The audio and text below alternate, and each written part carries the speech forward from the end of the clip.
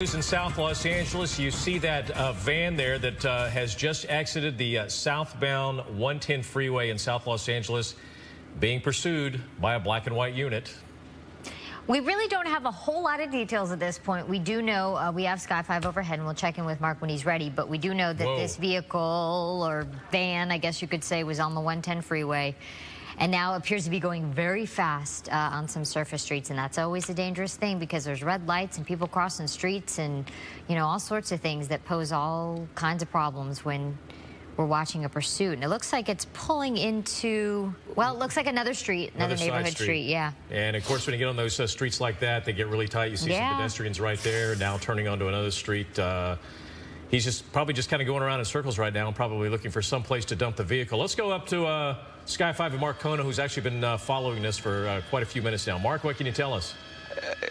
Glenn and Jessica, yeah, we just came up on this about a minute ago here. This is a stolen vehicle, a van, a white cargo van here that was reported stolen out of the South LA area just minutes ago. Now, we actually caught this van as you guys were coming to our picture when it was northbound on the 110 freeway. Now, for a time, this thing was going southbound on the 110 freeway. This initiated right near the Coliseum. So just to give you an idea where we are going here, we are northbound on surface streets here, just kind of paralleling the 110 freeway on the west side, heading back over towards the original area where this pursuit began. And now he's just collided with a car as well as a Central Division officer of the LAPD here. Now he is backing up. It looks like he is trying to evade arrest here. We will see what he attempts to do. It looks like he's going to be making his way southbound. He was just northbound on that very street. Now he's going southbound. It looks like he's made his way out of that particular ahead of him here. He's going to be coming up on that interchange right now. And as you can see, there he is. He's just collided with a vehicle here. He's just collided with cross traffic here right at the intersection of Washington. And so police units are behind him. He's going to try and get away here. And does he? He sure does. Oh, my gosh. So now he's going to be eastbound on Washington. He somehow, wiggles his way out of in front of him. Basically, cars that are getting off the freeway, he's going to try and shimmy around on the right shoulder there. It looks like he's, he's just kind of pushing cars out of the way, trying to get through. And, you know, other cars don't want to get involved in this, and so they're going to move out of the way. And that seems to be the case. He's made his way to the front of the line and just passed all of those cars who are waiting to move off the freeway here. So now he's going to be, he is westbound on Jefferson, just on the north side of the campus of USC, and I believe he's going to be coming up on Vermont, and he is now kind of shimmying through traffic there, and he might have collided with a couple of those cars here. Now southbound on Vermont, just on the west side of the campus of USC now, and again, this guy just has shown us that he will do absolutely anything necessary to evade capture here. And you said you saw him on the cell phone earlier. He was messing around with something when you zoomed in there. But, you know, another thing that no one knows is whether this person's armed. You know, he could very well be. They just probably don't know all those details at that point, which makes it incredibly difficult to handle a situation like this. Well, it looks like he's now turning on Exposition Boulevard. Eastbound Expo. Yeah, he's now on Exposition Boulevard. The USC campus is over there to the right. You see the metro. He looks wedged in between this. Yeah. He might be getting stuck in between these two vehicles here. We're going to make our way northbound and see if we can see some of the activity. Yeah, for a time he was wedged, but now he's kind of made his way through traffic there. He's on Exposition now, turning southbound onto a smaller street here, basically on the south side of the USC campus here. All right, he's coming up on the Coliseum on the west side. Go ahead. No, you just hate to see it around the campus, too, because so many students are out walking to and from class. Well, there's that one intersection in Jefferson, and you can see, as a matter of fact, you can see the LA Coliseum right there. Yeah, he's inside of Exposition Park right now. The Coliseum on the one side, the soccer fields, and he's going by the old swimming pool from the '32 Olympics. Now he's off of that property, and he's down in side streets, down in South LA now, south of the Coliseum. And these are some tight streets, and now, again, you got to start worrying about pedestrians. And it really doesn't appear to have caused any difficulty with operating this vehicle with all the damage that this van has sustained at this point. You would think it would be a lot more difficult. Well, he came around that one corner we saw earlier and slammed into the black and white unit and another vehicle head on and hit him really hard, backed up, took off. Tower TV5, and went through that other intersection and, you know, hit that SUV just a couple of minutes ago. And again, it looked like that was going to be the end of it. You know, black and white units were right on top of him, but he still managed to maneuver and get out and escape again. Yeah. But look at the damage on the front end. I mean, it is completely exposed. I'm surprised that the radiator is not leaking water, and he has an oh, now he's going in an alley. This will be interesting here.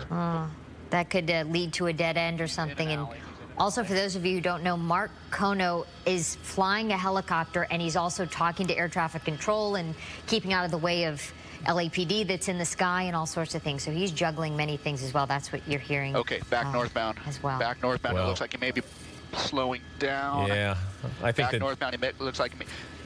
I think this pursuit is starting to take. It looks like this guy is basically. Go ahead. It looks like this guy is basically in the same general vicinity where this all kicked off about half an hour ago. He's kind of been circling a couple of. Wow! Almost came up on crash traffic there, and wow, we almost had another collision there. My goodness. He is basically eastbound approaching the Harbor Freeway at this point, but this is basically the general vicinity where this all kicked off, and so this may be an area of familiarity to this guy here. And as he comes up to that intersection up there, Figueroa, there are a couple of officers waiting there, and he just got spike stripped. I believe he may have been spike stripped there. Hopefully they got him, and that might help to disable this guy's car. But here he is back now eastbound on the major street there, and so yeah, this is logically this seems like an area of familiarity because this is the same general vicinity where this all kicked off, and this is kind of where he's returned to. So here we are traveling through some commercial and residential areas at a very high rate of speed. So we will kind of follow this around and see what this guy does. Well, we're starting to see a lot of pedestrians out on the street, so obviously the word's getting out. People have been watching the news, and the word's getting around. So, you know, we've seen these situations before where the longer these go on, they start to attract a crowd. Yeah. People start anticipating, they start standing on the street corners and waving and cheering or whatever. Hopefully they're rooting for the police in this situation, but you just don't know. It's crazy. See those people running back there? Now, oh, look at that. Again, on the wrong side of the street.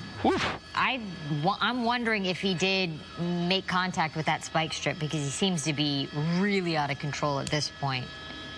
Well, I don't see the tires, but the tires aren't smoking. You don't see the tires smoking, so now he's going down. Looks like another coming through an alley. Coming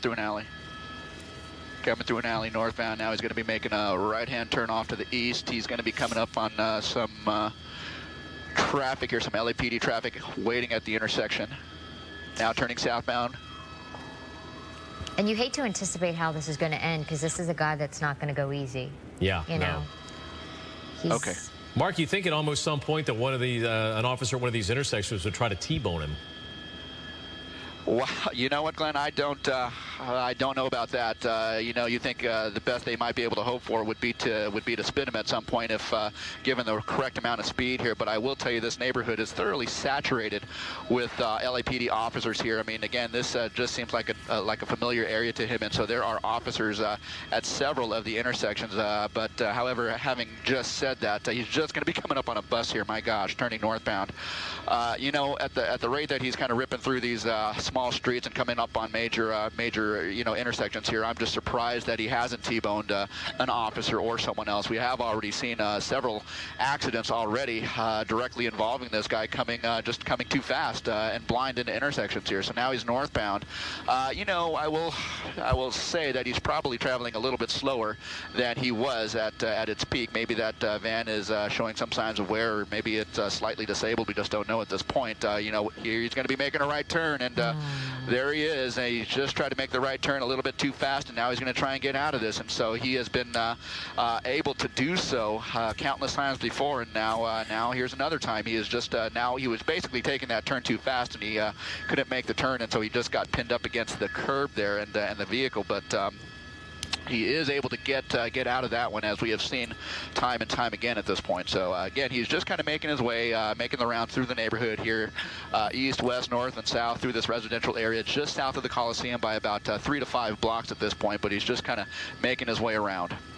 I can't believe how many times he's gotten out of a predicament here. We've seen. Yeah, and he backed up and hit another black and white unit, so that's another charge of assault with a deadly weapon. And this is.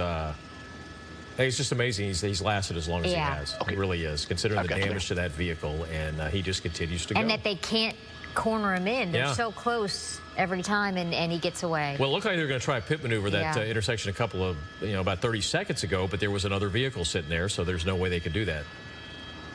And you see there a pedestrian there running to get out of the way. Okay.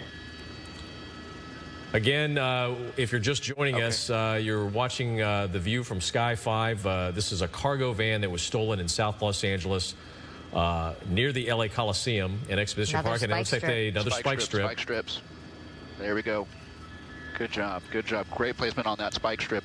As he was coming around that intersection, they laid down the spike strip, and apparently he ran right over it. So this vehicle does seem to be moving a little bit slower, although having said that, he is trying his very best to get away and evade capture at this point here. Several officers of the LAPD are stationed around the neighborhood here, and given the fact that they were able to lay down spike strips at that particular intersection tells us that, he has been kind of making the rounds through that same intersection. So they are not able to predict his moves so much, but they know that he is kind of working his way around this same neighborhood. So by that, they have been able to lay down those spike strips and hopefully do a little bit more damage to the van and hopefully bring this to an end. You know, Mark, we always see that when these pursuits get to this point that they usually return to the neighborhood they're familiar with. They probably live there. What's amazing is he probably is a good bet that he lives in this neighborhood. But he also committed a crime in the same neighborhood. He stole a van. I mean, somebody's probably going to know him and turn him in for the stolen vehicle if he'd have gotten away with it.